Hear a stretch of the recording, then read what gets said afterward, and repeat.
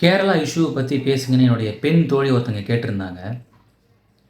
என்னதான் இந்த உலகத்தில் ஆணும் பெண்ணும் சமம்னு சொல்லியிருந்தாலும், ஆண்களுக்கு ஒரு சட்டம், பெண்களுக்கு ஒரு சட்டன்றத ஒத்துக்கிட்டு தான் ஆகணும்.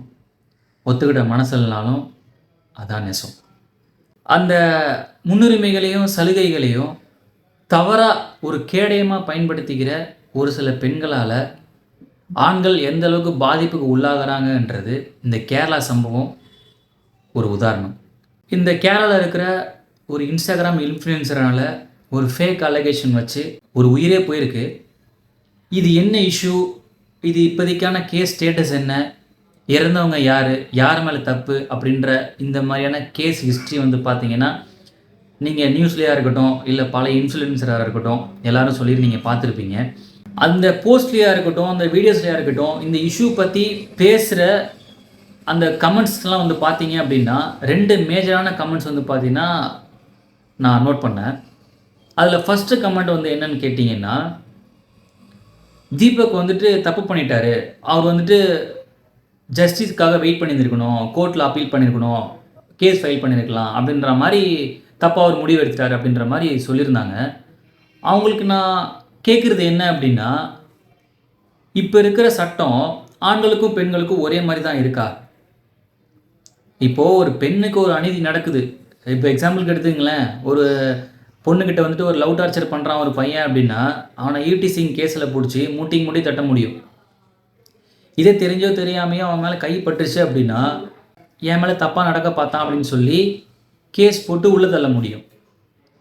ஆனால் இதே அநீதி ஒரு ஆணுக்கு நடக்கும்போது போலீஸ்கிட்ட போக வேணாம், ஃப்ரெண்ட்ஸுக்கிட்டே நம்ம சொல்லும் போது கேலியும் கிண்டலும் தான் வரும். இப்படி இருக்கிற பட்சத்தில் கேஸ் ஃபைல் பண்ணி அதை கோர்ட்டுக்கு மூவ் பண்ணி அதுக்கு ஜட்ஜ்மெண்ட் வாங்கி இதெல்லாம் சாத்தியமான காரியம் தானா? 2வது கமெண்ட் என்ன அப்படின்னா, அவர் மேலே தப்பு இல்லை அப்படின்னா ஏன் அவர் சூசைட் பண்ணிக்க போகிறாரு அப்படின்ற மாதிரி கேட்குறாங்க.